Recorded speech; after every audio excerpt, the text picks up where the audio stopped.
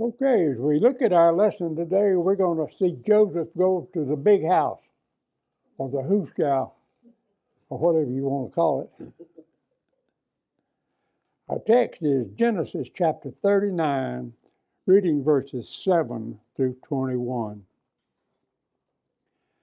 And it came to pass after these things that his master's wife cast longing eyes on Joseph, and she said to him, "Lie with me." But he refused and said to his master's wife, "Look, my master does not know what is with me in the house, and he has committed all that he has to my hand. There is no one greater in this house than I, nor has he kept back anything from me but you, because you are his wife. How can I do this great wickedness and sin against God?" And so it was, as she spoke to Joseph day by day, that he did not heed her, to lie with her, or to be with her. But it happened about this time, when Joseph went into the house to do his work, and none of the men of the house was inside, that she caught him by his garment, saying, "Lie with me." But he left his garment in her hand, and fled, and ran outside. And so it was, when she saw that he had left his garment in her hand and fled outside, that she called to the men of her house and spoke to them, saying, "See, he has brought into us a Hebrew to mock us. He came in to me to lie with me, and I cried out with a loud voice. And it happened, when he heard that I lifted my voice and cried out, that he left his garment with me and fled and went outside." So she kept his garment with her until his master came home. Then she spoke to him with the words like these, saying, "The Hebrew servant with whom you brought to us came in to me to mock me. So it happened, as I lifted my voice and cried out, that he left his garment with me and fled outside." So it was, when his master heard the words which his wife spoke to him, saying, "Your servant did to me after this manner," that his anger was aroused. Then Joseph's master took him and put him into the prison, a place where the king's prisoners were confined, and he was there in the prison. But the Lord was with Joseph and showed him mercy and gave him favor in the sight of the keeper of the prison. If you look at verse 1 of this chapter, it reads, "Now Joseph had been taken down to Egypt, and Potiphar, an Egyptian officer of Pharaoh, the captain of the bodyguard, bought him from the Ishmaelites who had taken him down there." And so just like that, we find Joseph is in a country and a culture that he didn't know, and surrounded by a language that he didn't understand. This once longed-for child of Rachel, his mother, and the openly favored son of his father Jacob, had been sold as a common slave. We read in the Genesis account that he was sold to a man named Potiphar, who is described as the captain of the bodyguard. This group of men was an elite, courageous band of rugged men. The Jewish historian Alfred Edersheim describes that group by telling us he was the chief of the executioners. But no matter what title you give Potiphar, he was not a man to be fooled with. He was a man of seasoned military experience with power over life and death. Yet Joseph not only adjusted to the situation in which he had been thrust, but he flourished in it. And he did so for one major reason. The Bible tells us, "And the Lord was with Joseph." In other words, the sovereign of Israel was intimately involved in Joseph's life. He guided him, he gave him facility in the language, and he learned that right away. And on top of that, he gave him favor in his owner's eyes. Clearly, God was the secret to Joseph's success. Now, Joseph's faith in his God was recognized right away by Potiphar.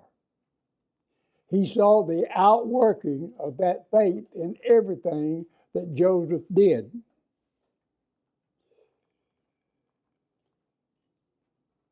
Potiphar noticed that everything that Joseph did, he was blessed in it. And he knew it was an outworking of his faith. So what can we say? Joseph was a hard-working, diligent young man. So much so that Potiphar promoted him and put him in charge of his entire household. In other words, Joseph ran the whole thing. He was over all of the other slaves in that household. He made all of the decisions about that household. But it gets even better, because through Joseph, Potiphar was blessed by God. Potiphar became richer because he had a man named Joseph running the whole outfit. Now, verse 6 tells us that Joseph was well built and handsome. Intelligence and good looks tend to open doors. And after Joseph had been in the house for some time and he'd been working there, Potiphar's wife began to look longingly at Joseph. All we can say about this woman, she must have been a sex-crazed sex maniac. She wouldn't leave Joseph alone. Every day, she would chide him. She would speak to him. She would say, "Hey, how would you like to lie with me? Come on, we can do it. No one will know." Now, it's amazing that we're never told this woman's name. Nor are we told what gave rise to her being attracted to Joseph, other than the fact that he was just a handsome young man. Now, this account is the reverse of the experiences of Abraham and Isaac. Both of their wives were sought by a foreign ruler. But here we have the wife of the foreign ruler seeking out a handsome man. Now, her demands were always curt. They were always straight to the point. She would say, "Sleep with me." Only 2 words in the Hebrew. And she's literally saying, "Lie with me." The verb to lie is repeated again in verses 10, 12, and 14. Now, Joseph understood the moral and ethical implications of her request. The 7th commandment strictly forbade adultery. But think about something. This is 500 plus years before the 10 commandments were even given to the people. But Joseph knew the difference between right and wrong. He knew that to lie with another man's wife was wrong. Now, Egyptian culture also had a negative view of adultery. The penalty for adultery in Egypt was death by burning or by stoning. Now, look how Joseph responds to her request in verse 8. It simply says he refused. Now, we're not to think that Joseph was some kind of spiritual giant, nor are we to think that there was some kind of supernatural cloud of protection hovering over him to keep him on the straight and narrow path. Joseph just said no, and he did so for 2 reasons. The first reason was he had a loyalty to his master. He said to this woman, "My master trusts me. The only thing that he has that I cannot control is you. I can never betray his trust. And the second reason he said no was his loyalty to his God. He said, how could I do this great evil and sin against God? Now, Joseph's words emphasize both his abilities and trust Potiphar had placed in him. Joseph bravely did not minimize the extent or scope of this betrayal against Potiphar and sin against God. Joseph keeps telling her, how could I do this immense evil against my master and against God? Now, the Hebrew term for immense can refer to physical size, quantity, social status, or as it is used here, degree. The word for evil means bad, harm, trouble, or disaster. And by implication, it is an implication of ethical evil. And so, as bad as this betrayal of Potiphar would have been, Joseph understood that any actions like this that he should take would have ultimately been a greater sin against God. You remember when David committed adultery with Bathsheba, and he was caught, and in his great prayer of repentance in Psalm 51, he said to God, against you and you only have I sinned and done this evil in your sight. And so here we have Joseph with this great temptation staring him straight in the face.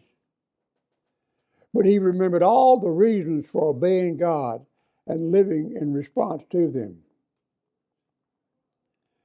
Now, the first thing that Joseph had clearly in mind here is that sin truly is sin. He called it wickedness. How can I sin and do such a wicked thing? Now, this is an important starting point, because one of the devil's tricks in his campaign to remove sin and limit godliness, is to call sin something other than what it is and make it sound less objectionable and perhaps even desirable. This is true of almost any sin. We are good at that today. We have changed sin from being something that is wrong to being something that is appealing, that should appeal to everyone. Let me give you an example. Unjustified hostility and temper are now called self-expression, or letting it all hang out. Because it is good to express yourself, letting it all hang out becomes a justification for every type of ill-mannered, inconsiderate, and openly destructive behavior. Pride is now interpreted as self-esteem. Gluttony is called, hey, that's living the good life. Coveting is trying to improve yourself or just getting ahead. The worst of these efforts is to rename sin in the matter of sexual relationships.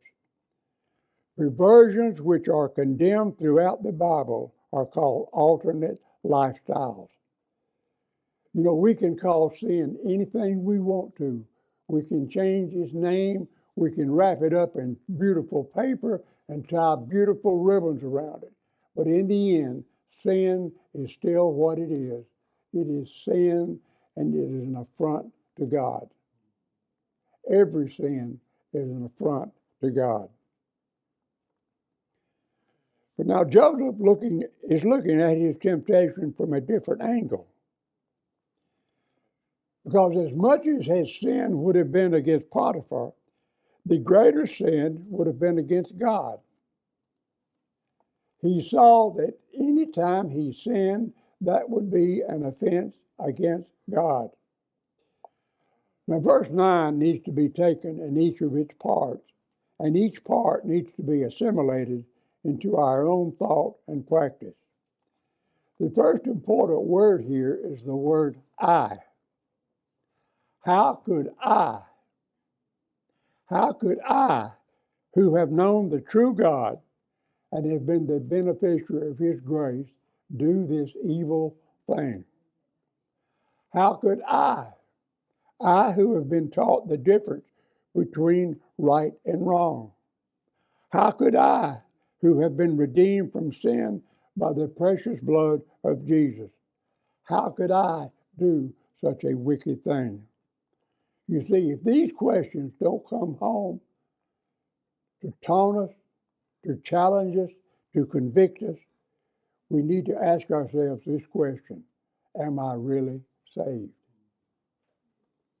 And there's also the word do. Now the question, how could I, is still in the planning stage. It's still in the temptation stage. But now we come to the doing of it. How could I do such a thing? As long as the temptation to sin is merely in the mind and the sin itself is not performed, then there's room for victory. Indeed, there's room still for great victory. For the temptation itself is not sin. No matter how much you're tempted to do something, that is not sin. It is only when we complete the act and we take what is in our mind and put it into action that it becomes the sin. And if we do sin, then the battle is lost, and we've denied the profession of our faith. Now, when Joseph denied Potiphar's wife, he was thinking of Potiphar, to be sure, but he thought that the greatest sin here was what it would do to his relationship to his God. Sin breaks the relationship we have with our God. Sin comes in between us and God. Somehow Joseph knew that, and he knew that he could not do that sin. And that brings us to the last word in this great protest, and that's the word God. How could I sin against God? How could I do this against Him? You see, that's the bottom line. Offending other human beings is bad. I mean, they may even deserve it. But God, the all-righteous one, how can we offend the only just and righteous one? And Joseph answers for all of us when he says, I cannot do it. How could this red-blooded young man in his late 20s say no? Because he knew his life was an open book before his God. Now, by now in Joseph's life, God has become more real to him than anything or anyone else on earth. I mean, here he is. He's in a private chamber, perfectly safe with his master's wife, who has set him up for this desired moment of lustful pleasure. He was a handsome young bachelor.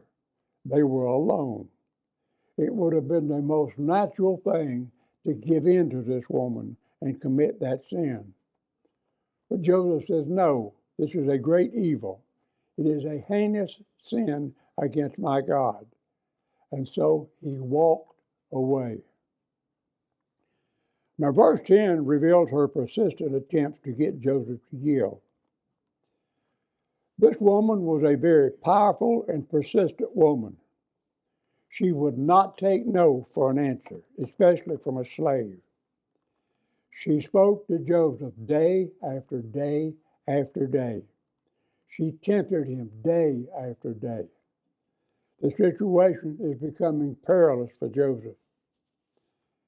A young, unmarried man, left alone with a sex-crazed woman, spells trouble and can lead to disaster.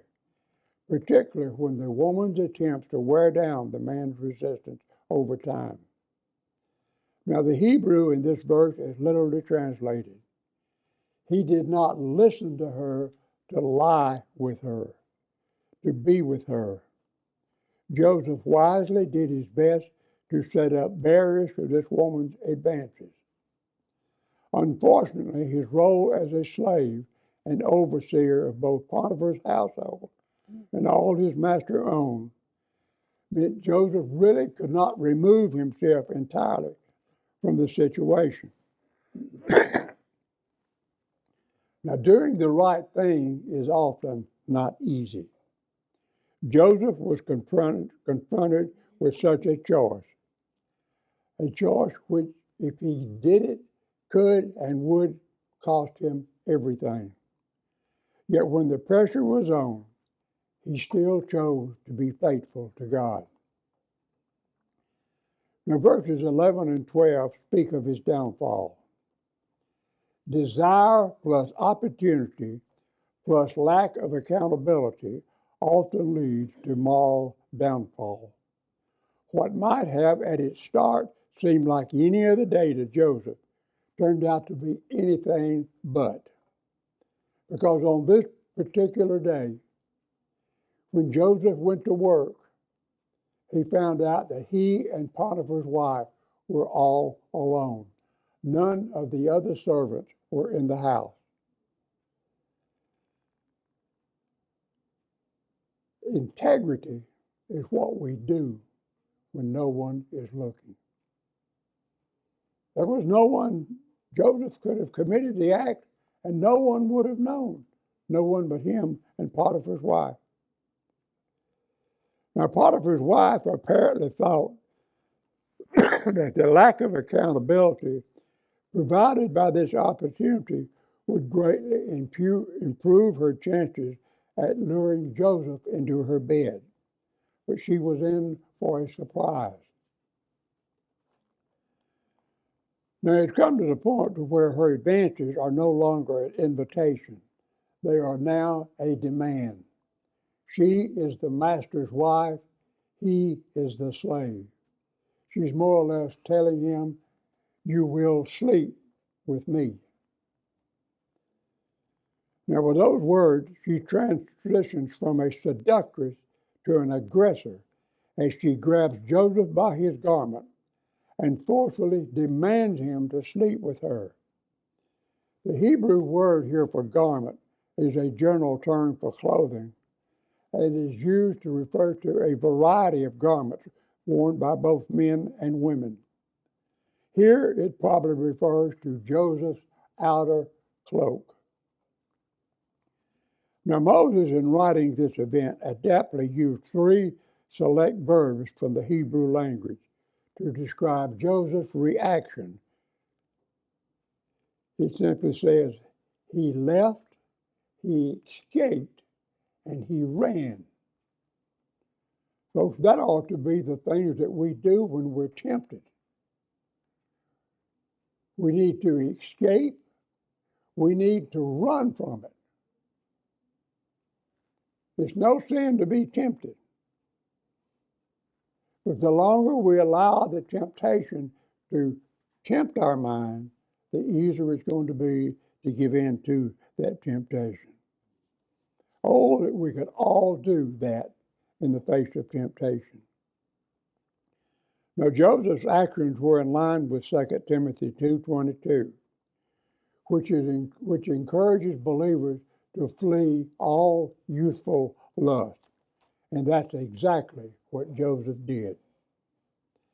Now, these three verbs demonstrate that Joseph, unlike Potiphar's wife, was not playing games. He recognized the seriousness and the danger of his situation, and he acted to remove himself, to get out of it, to get away from it. He ran.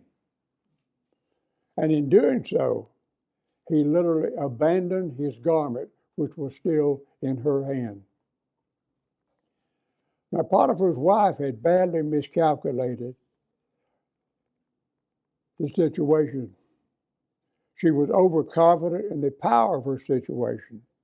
She was in the house, and she was not counting on the strength of Joseph's integrity and faith in God. She failed to realize there were just some things Joseph would not do and could not do.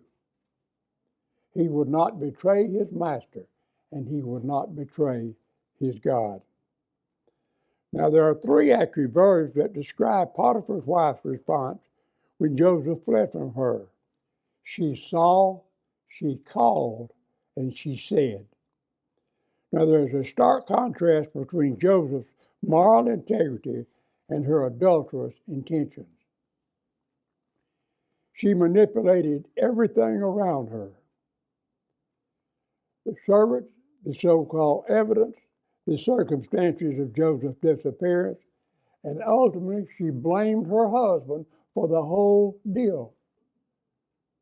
What did she say? You brought this guy into the house in the first place. So she's blaming her whole sin on her husband. Sounds like Eve, doesn't it? Furthermore, she made up a story which put herself in the role of the victim. And now it puts Joseph in the role of the aggressor. There was no way to verify her story. There was just no one in the house but Joseph and the woman. And if the story is told, who are they going to believe? Are they going to believe the wife of the master? Or are they going to believe some Hebrew slave? You see, Joseph really didn't stand a chance here. And so she continues to fabricate her story, explaining that when she screamed, Joseph ran out of the house and left his garment behind. She now has proof that it happened, his garment. And when her husband came home, she repeated again the same basic story. His Hebrew slave had tried to rape her. In retelling the story to her husband, she softened her lie, but just a little bit. Now let's look at the last three verses here of our text. Note this woman's accusing words. These are the things your Hebrew slave did to me. Now, to be accosted by a man of the same social status would have been bad enough. But to be assaulted by a Hebrew slave was humiliating, not only to her, but to her husband. And regardless, her words had the intended effect. First, Potiphar was furious.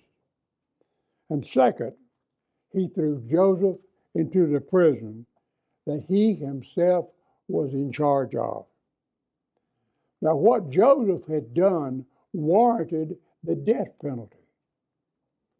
He should have been taken out and stoned immediately. But instead, he's put in the prison.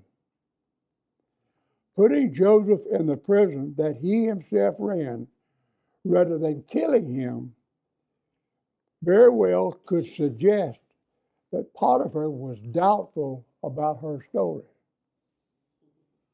If she was the kind of woman that she appears to be, he probably had hints of this before. So instead of putting Joseph to death, he simply throws him in prison. Potiphar was doubtful about his wife's story, but at the same time, he had to maintain his social reputation. And so he puts him in prison. But the Bible does not address Potiphar's intentions. And so, through no fault of his own, Joseph lost his freedom, his place of standing, his administrative duties, because he remained faithful to God and to his human master. And the Bible, again, is silent. It tells us nothing of Joseph's reaction to the accusations or to being thrown into the prison.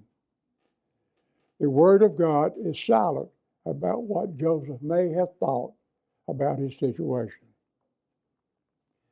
But verse 21 tells us that God was not through with Joseph.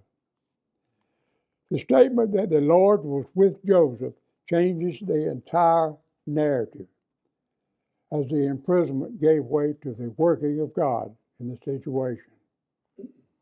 Now, where was God in all of this? Where was God when his brothers grabbed him, threw him in a pit, and then sold him into slavery? Where was God when he was falsely accused by this woman? Where was God when Potiphar threw him into prison? He was right there all along. All of the actions we have seen are part of the overall plan. God had a plan for Joseph, and everything that's happened to him was part of that plan. Now, from the human perspective, it appears Joseph was all alone here when he was sold into slavery and when he was thrown into prison. But through all of these events, God was with Joseph. God was working through all of these seemingly unfortunate events and hardship in Joseph's life. God's hidden presence in the life of Joseph can be seen in the appearance of God's name, Yahweh, which appears 8 times in this chapter. Now we know that Yahweh is God's covenant name by which he would later enter into covenant with the Israelites during the Exodus from Egypt. The name itself emphasizes God's eternality and unchangeableness. He is the same in the past and the present and the future. And so in the midst of the hills and valleys of Joseph's experiences, God remained the one constant thing in his life. Joseph is in prison, but God has a plan. Next week we're going to see what that plan is as Joseph gets out of prison. And that concludes the lesson. Any questions?